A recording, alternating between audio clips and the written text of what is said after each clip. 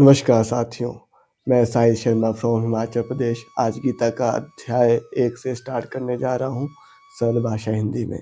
तो आइए चलिए शुरू करते हैं। गीता ये वाली, इसका प्रकाशक देख सकते हैं आप। चलिए तो शुरू करते हैं। पहला श्लोक, यदा यदा हि धर्मस्य ग्लानिर्भवति भारत अभ्युत्थानं धर्मस्य तदात्मानं सृजाम्यहम् परित्राणाय साधूनां विनाशाय च दुष्कृतां धर्म संस्थापनार्थे संभवामि युगे युगे। ओम श्री नमः भगवते वासुदेवाय विश्वेश्वराय आदि पुरुष अपरंपार लेख पुरुषाय नमः।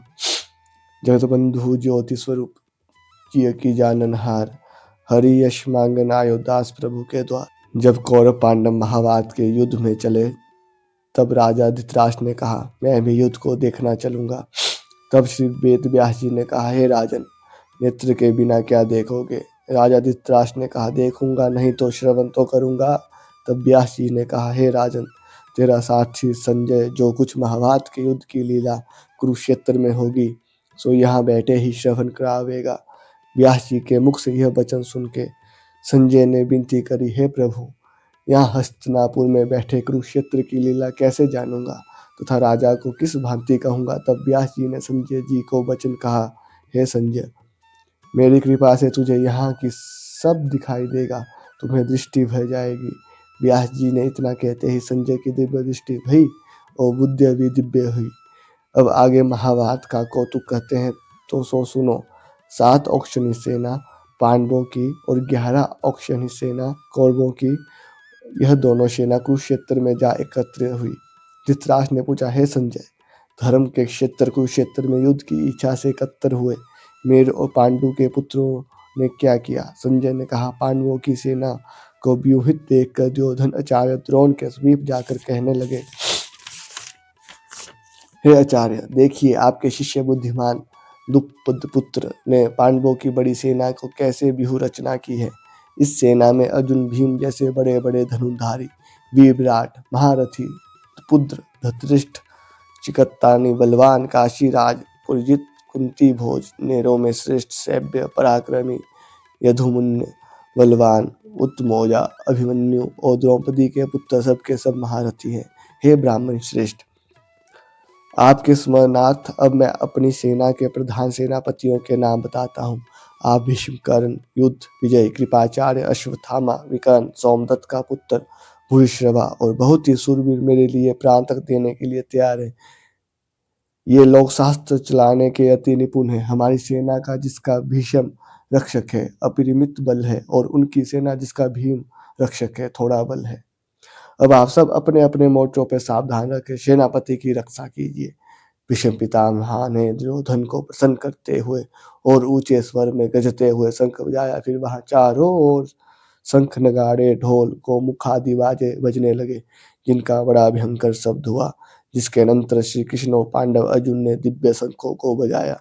श्री कृष्ण ने 5 जन्य और अर्जुन ने भी देवदत्त नामक शंख को और भीषण कर्म करने वाली भीम ने पौंड्रुक नामक बड़े शंख को बजाया। कुंती पुत्री राजा युधिष्ठिर ने, अनंत विजय नकुल ने, संघूष और सहदेव ने, मणिपुष्पक और धनुर्धर काशीराज शिखंडी धृष्टद्युम्न विराट अपराजित सात्यकी राजा द्रुपद और द्रौपदी के 5 पुत्रों महाबाहु अभिमन्यु ने, इन सब वीरों ने अपने अपने शंख को बजाया। उन शंखों के भारी शब्द से आकाश और पृथ्वी गूंज उठे और धृतराष्ट्र के पुत्रों का हृदय कांप उठे। हे राजन, अर्जुन ने कौरवों को युद्ध के लिए प्रस्तुत देखकर धनुष उठाकर श्री कृष्ण से कहा, हे अच्युत, मेरा रथ दोनों से नाव के बीच में खड़ा कीजिए, जिसमें मैं युद्ध करने वालों को देख सकूं और इन रणभूमि में मुझे किन किन के साथ युद्ध करना चाहिए। दुर्बुद्धि दुर्योधन के प्रति करने वाले जो युद्ध के लिए यहाँ एकत्रित हुए हैं उनको देखूंगा। संजय ने कहा, हे राजन, अर्जुन की बात सुनकर श्री कृष्ण ने भीम, द्रोण आदि वीरों के सामने उत्तम रथ को खड़ा करके कहा कि हे वीर, युद्ध के लिए उद्यत उन कौरवों को देख लो। अर्जुन ने चाचा, बाबा, गुरु, मामा, भाई, पुत्र, पौत्र, मित्र, शबुशर और स्वजनों को शस्त्रों से सुजलित खड़े देखकर और उनसे इन दोनों सेनाओं में अपने ही सब बांधवों को देखकर परम दयाद्र हुए यह वचन कहे, हे श्री कृष्ण, युद्ध की इच्छा से आए हुए इन अपने बंधुओं को देख मेरे अंग ढीले होते जाते हैं, वो मुख सूखा जा रहा है, मेरा शरीर केवल होता है गांडीव हाथ से गिरा जा रहा है। हे केशव, मुझे यहाँ खड़े रहने की सामर्थ्य नहीं है और सब लक्षण मेरे उल्टे देख रहा हूँ और संग्राम में अपने स्वजनों का वध करने का कोई लाभ नहीं होगा। हे कृष्ण, मैं जीत, राज्य और सुख भी नहीं चाहता हूँ। प्रभु, आपको राज्य, भोग तथा जीवन से क्या काम है? क्योंकि जिनके लिए राज्य, भोग और सुख की इच्छा की जाती है, वे सब इस युद्ध में प्राण धन की इच्छा छोड़ मरने के लिए तैयार हो जाते हैं। आचार्य, पिता, पुत्र, पितामह, मातामह, सभूषण, पौत्र, साले और संधि, ये सब मुझे मारे तो मैं मधुसूदन, मैं इन्हें मारने की इच्छा नहीं करूंगा। हे जनार्दन, त्रिलोकी के राज्य के लिए भी मैं इन्हें मारना नहीं चाहता, फिर इस पृथ्वी के राज्य के लिए तो क्या कहना ही क्या है।